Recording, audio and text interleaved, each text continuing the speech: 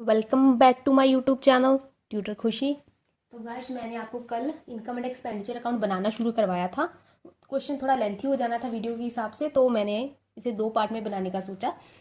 मैंने आपको लास्ट करवाया था सेल ऑफ फर्नीचर के बारे में। इनकम एंड एक्सपेंडिचर अकाउंट में कभी भी फिक्स्ड एसेट की सेल और परचेज को रिकॉर्ड नहीं किया जाता, क्योंकि वो कैपिटल एक्सपेंडिचर होता है। फिक्स्ड एसेट को once in 5 years in 10 year खरीदा जाता है बिजनेस के लिए, तो इसे हम कैपिटल नेचर का एक्सपेंस मानते हैं। तो कैपिटल नेचर के जो आइटम्स होती है हम इनकम एंड एक्सपेंडिचर अकाउंट में इग्नोर करते हैं। हाँ, पर अगर सेल होने से हमें प्रॉफिट या लॉस हो रहा हो तो उस प्रॉफिट या लॉस को हम क्या है इनकम एंड एक्सपेंडिचर अकाउंट में रिकॉर्ड करते हैं। अगर प्रॉफिट हुआ तो इनकम वाली साइड, अगर लॉस हुआ तो एक्सपेंडिचर वाली साइड। ठीक है, अभी देखें आप, हमने क्या था, सेल ऑफ फर्नीचर 17,000 था और हमने फर्नीचर को सेल किया है, सोल्ड एट 2,000 प्रॉफिट। ठीक है, तो प्रॉफिट 2,000 प्रॉफिट में बेचा है, तो दैट मीन के फर्नीचर की एक्चुअल कॉस्ट कितनी हुई 15,000। तो 15,000 वाला फर्नीचर हमने 2,000 प्रॉफिट में बेचा है, तो प्रॉफिट है, तो प्रॉफिट इस साइड आएगा। By profit on sale of furniture 2,000। ठीक है, यहाँ तक मैंने आपको कल करवाया था। उसके आगे देखिए बाय सॉरी हाँ, इसके बाद आता है miscellaneous income. By miscellaneous income. अब मिसलेनियस इनकम है तो इसके रिगार्डिंग कोई भी एडजस्टमेंट मिसलेनियस इनकम की नहीं है क्वेश्चन में। ठीक है, तो इसको हम सीधा सीधा ऐसे ही ले लेंगे। मिसलेनियस इनकम कितनी दी है 2,300। तो ये क्या है हमारा क्वेश्चन, इनकम वाला साइड पोर्शन पूरा हो गया। अब बारी आती है एक्सपेंडिचर वाले पोर्शन की। अब एक्सपेंडिचर वाले पोर्शन में सबसे पहले क्या दिया है हमें, सैलरीज पेमेंट्स। सैलरीज है तो सैलरीज कहाँ आएगी, यहाँ पे टू सैलरीज। टू सैलरीज कितनी है 15,000। इसकी कोई एडजस्टमेंट है, हाँ। सैलरीज आउटस्टैंडिंग ऑन 1 April 2018 1,500 है। सैलरीज आउटस्टैंडिंग ऑन 31 March 2019 है 2,000। ठीक है, अब ये 31 March 2019 है, मैंने कल भी आपको बताया था हम 31 March 2019 के लिए बना रहे हैं। तो ये क्या हमारा क्लोजिंग होगा और ये वाला 1 April वाला हमारे के लिए क्या होगा ओपनिंग।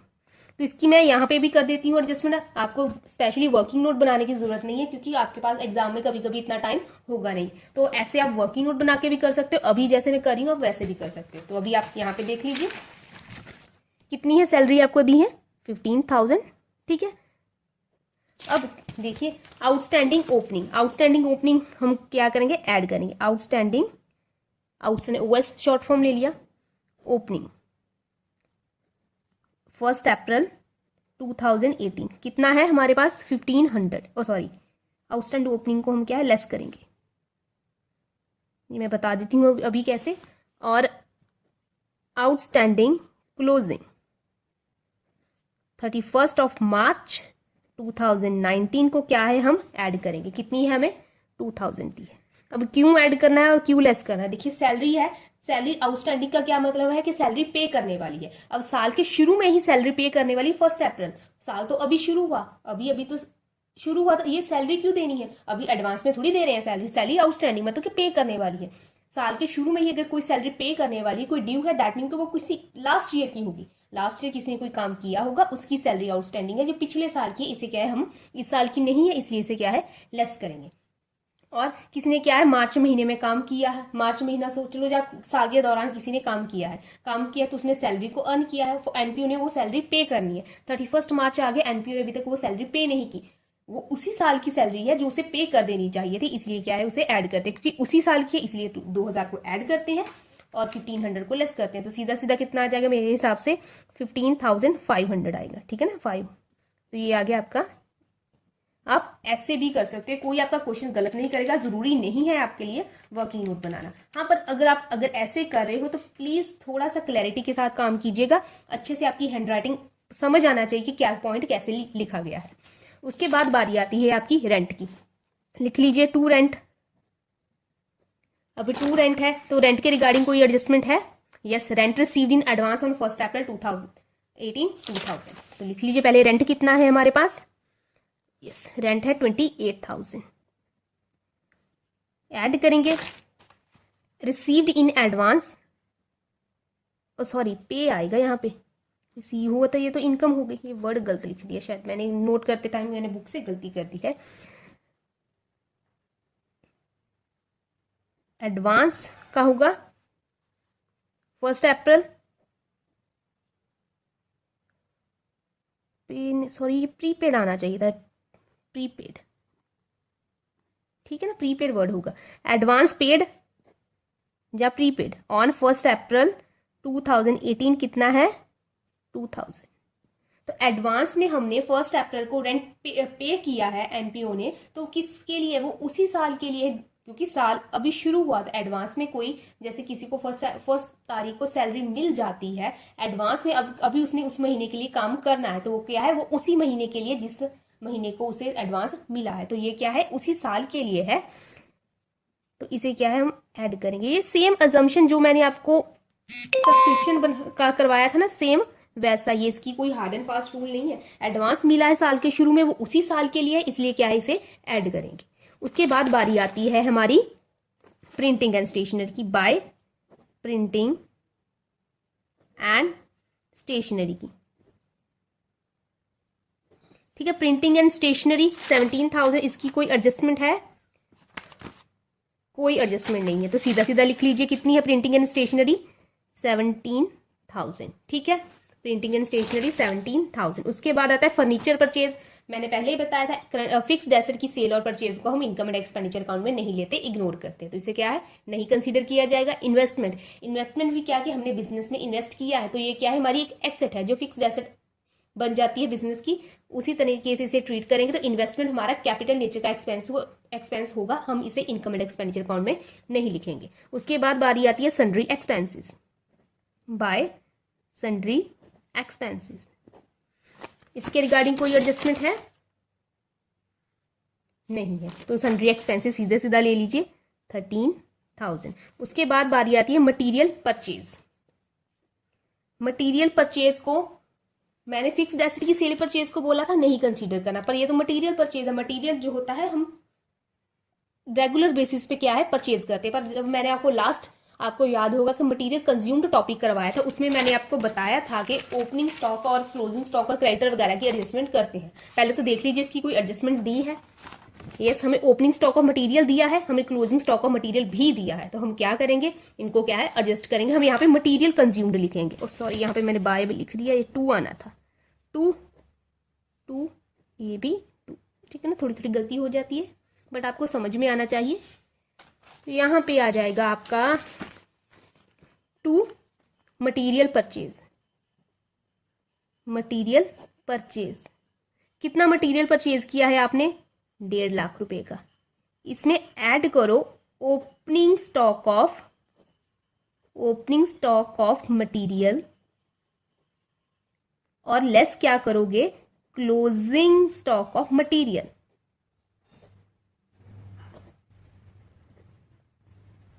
ठीक है, ओपनिंग स्टॉक ऑफ मटेरियल कितना है 35,000, इसे क्या है हम ऐड करेंगे, और क्लोजिंग स्टॉक ऑफ मटेरियल 25,000 है, इसे क्या है लेस करेंगे। अब क्यों ऐड करना है और क्यों लेस करना है, साल के शुरू में हमारे पास जो मटेरियल है वो उसी साल यूज होने वाला है, इसलिए क्या है इसे ऐड करते हैं, और साल के एंड में जो मटेरियल बच गया, साल तो खत्म हो गया, ये मटेरियल कब यूज होगा, ये नेक्स्ट ईयर यूज होगा, तो इस साल नहीं यूज होगा, इसलिए क्या है इसे लेस करते हैं। तो हमारा ये आ जाएगा 1,60,000, ठीक है ना, यहाँ से 10 बचा और 10,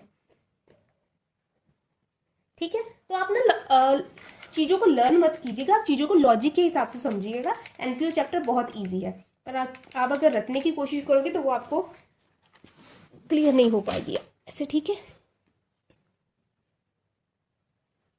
उसके बाद बारी आती है आपकी इंश्योरेंस की, 2 इंश्योरेंस। अब इंश्योरेंस का देखिए कितनी इंश्योरेंस गिवन है आपको, इंश्योरेंस गिवन है आपको 12,000। अब इंश्योरेंस के रिगार्डिंग कोई एडजस्टमेंट है, इंश्योरेंस के रिगार्डिंग कोई एडजस्टमेंट है, yes. Insurance paid up to 30th June 2019, मतलब इंश्योरेंस पे किया है हमने 30 जून 2019 तक का। हम अकाउंट्स किसके लिए बना रहे हैं, हम अकाउंट्स बना रहे हैं 31 मार्च 2019, ठीक है ना। 31 मार्च 2019 क्या है पहले आएगा और जून क्या है बाद में आएगा, ऐसे ही होगा। तो हम अकाउंट्स यहां तक के लिए बना रहे हैं, इसके लिए अकाउंट्स नेक्स्ट ईयर में बनेंगे, ठीक है। तो उसने क्या किया है इंश्योरेंस का खर्चा जून तक का पे करके रखा है, तो हम क्या है जून तक का खर्चे को हम लेस कर देंगे, क्योंकि वो इस साल का नहीं है, नेक्स्ट ईयर में आएगा, तो ये वाला खर्चा क्या है हम लेस कर देंगे। कितने साल का एक्स्ट्रा पे किया है, मार्च तक का तो हमें कंसीडर करना था, तो अप्रैल मई जून 3 मंथ का क्या है उसने एक्स्ट्रा पे कर रखा है। दैट मीन कि प्रीपेड है, एडवांस में पेमेंट कर रखा है, राइट। प्रीपेड है, एडवांस में पे करके रखा है इंश्योरेंस, वो इस साल का नहीं, इसमें क्या है हम लेस करेंगे। तो कितना है हमारे पास दिया हुआ है इंश्योरेंस, इंश्योरेंस है हमारे पास 12,000 है इंश्योरेंस, लेस प्रीपेड। प्रीपेड कितना प्रीपेड है उसने बोला है, कुछ अमाउंट नहीं बोला है, तो हमें क्या अमाउंट फाइंड करनी पड़ेगी। 12,000 इंश्योरेंस पे किया है, इंश्योरेंस एनुअली पे होता है, तो 12,000 पे किया है, तो एक साल में कितने महीने होते हैं 12, 12 के साथ डिवाइड कर दो, और कितने महीने का हमें फाइंड करना है, हमें 3 महीने का फाइंड करना है, 3 के साथ मल्टीप्लाई कर दो, तो कितना आ गया 3,000। आया समझ आपको। 12,000 एक साल के लिए था, तो एक महीने के लिए कितना हो गया, 12 के साथ डिवाइड कर दिया 1,000, तो 3 महीने का कितना हो गया 3 के साथ मल्टीप्लाई कर दिया हमने। 3,000 रुपए एक्स्ट्रा पे किए हैं, उसे क्या है लेस कर दो, तो हमारा इंश्योरेंस कितना आ गया, हमारा इंश्योरेंस आ गया 9,000। ठीक है, यहाँ पे छोटा पड़ गया, यहाँ पे बनाना होगा। आपको एग्जाम में लंबा चौड़ा क्वेश्चन नहीं पूछा जाएगा, आपको कम एडजस्टमेंट होंगी, वो इसलिए होंगी क्योंकि एग्जाम में आपको फुल फ्लेज क्वेश्चन करना होगा, और उसमें आपकी ओपनिंग बैलेंस शीट भी बनेगी, आपकी क्लोजिंग बैलेंस शीट भी बनेगी। मैं आपको ज्यादा एडजस्टमेंट इसलिए करवा रही हूँ क्योंकि एग्जाम में आपको कोई भी एडजस्टमेंट आ सकती है, ऐसा नहीं है कि ये एडजस्टमेंट आएगी या ये एडजस्टमेंट आएगी। और एक छोटी सी एडजस्टमेंट जो मैं स्किप कर गई हूँ, मैं ऐसे ही आपको समझा दूंगी, जब मैंने क्वेश्चन कंप्लीट करवा दूंगी तब मैं समझा दूंगी, एक एडजस्टमेंट मैं बाय मिस्टेक स्किप कर गई हूँ। ठीक है, उसके बाद इंश्योरेंस हमने ले लिया, उसके बाद आ गया प्राइज अवॉर्डेड। मैंने प्राइज अवॉर्डेड का आपको कल बता दिया था, इसको आप जैसे मर्जी आप ट्रीट कर सकते हो। प्राइस अवॉर्डेड कितना है 32,000। ठीक है, उसके बाद आएगा 2 जनरल एक्सपेंसेस, कितने दिए हैं 18,500। इसका चेक ही नहीं किया मैंने, जनरल एक्सपेंस के रिगार्डिंग कोई एडजस्टमेंट है, कोई एडजस्टमेंट नहीं है। उसके बाद क्या बोला है, furniture purchase on 1 October 2018, depreciation on furniture charge 10% per annum. That mean कि हमें फर्नीचर पे डेप्रिसिएशन भी लेनी होगी। डेप्रिसिएशन क्या है, हमारा रेवेन्यू आइटम है, हम इसे कंसीडर करेंगे डेप्रिसिएशन ऑन फर्नीचर। ठीक है, हमने कब फर्नीचर परचेज किया, यहाँ पे हमने लिखा होगा फर्नीचर परचेज, हाँ 78,300 हमने फर्नीचर परचेज कर रखा है। कब परचेज किया है, अक्टूबर को, अक्टूबर को परचेज किया है। तो हम यहाँ पे समझा देती हूँ, हमने 1 अक्टूबर को परचेज किया 2018 को। हमारा अकाउंट कब क्लोज होता है 31 मार्च 2019 को। ठीक है, इससे पहले शुरू होता है हमारा 1 अप्रैल 2018 को, ऐसे ही होता है हमारा। हमने क्या अक्टूबर को परचेज किया, तो डेप्रिसिएशन लगना भी अक्टूबर से ही शुरू होगा। तो कीजिए अक्टूबर से काउंट, अक्टूबर नवंबर दिसंबर जैन फेब मार्च, 6 मंथ का डेप्रिसिएशन लगेगा। ठीक है, तो 78,000 कितना है, हाँ 300 का 10% फॉर 6 मंथ।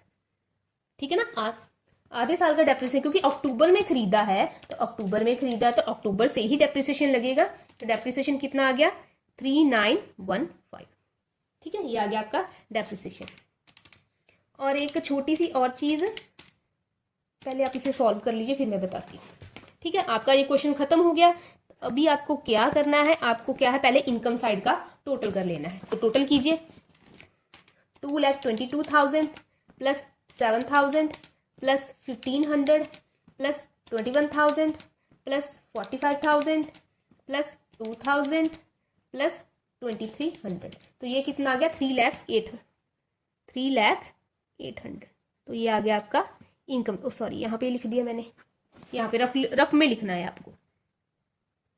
ठीक है, 3,08,000 ये अभी तक आपको रफ में लिखना है। फिर आप क्या डेबिट साइड का टोटल कीजिए 15,500, 30,000, 17,000, फिर 13,000, फिर 1,60,000, फिर आएगा 9,000, फिर आएगा 32,000, फिर आएगा 18,500, उसके बाद आया 3,915। ठीक है, इस साइड का कितना टोटल आया 2,98,915। तो कौन सा साइड बड़ा है, हमारा इनकम वाला साइड बड़ा है, तो हम क्या है इसे इनकम वाली साइड में लिखेंगे 3,08,000। तो इस साइड भी आएगा 3,08,000। तो डिफरेंस अमाउंट हमारी क्या आएगी, हमारा प्रॉफिट आएगा। तो लेस कीजिए, आ गया हमारा 1,885। तो ये क्या है, सिमिलर मैंने बोला था प्रॉफिट एंड लॉस अकाउंट के सिमिलर है, पर हम क्या है एनपीओ के लिए बना रहे हैं तो हम प्रॉफिट और लॉस वर्ड यूज नहीं कर सकते। हम क्या लिखेंगे टू सरप्लस। अगर प्रॉफिट एंड लॉस अकाउंट बनाते तो यहाँ पे लिखते to net profit word use नहीं करेंगे हम, वर्ड क्या यूज करेंगे, सरप्लस। अगर इस साइड आता तो हम वर्ड क्या यूज करते, बाय डेफिसिट, ठीक है ना। लॉस की जगह हम क्या वर्ड यूज करते, लॉस की जगह हम डेफिसिट वर्ड यूज करते, इधर प्रॉफिट की जगह क्या वर्ड यूज करना है हमें, सरप्लस, बस इतना सा डिफरेंस है, ठीक है। तो ये आपका बन गया इनकम एंड एक्सपेंडिचर अकाउंट। मैंने अपनी तरह से हर एडजस्टमेंट को कवर करने का कोशिश किया है, तो आप देख लीजिए। कल मैं आपको आपका सैंपल पेपर का जो क्वेश्चन है वो आपको सॉल्व करवाऊंगी, फुल फ्लेज क्वेश्चन करवाऊंगी। So thank you so much.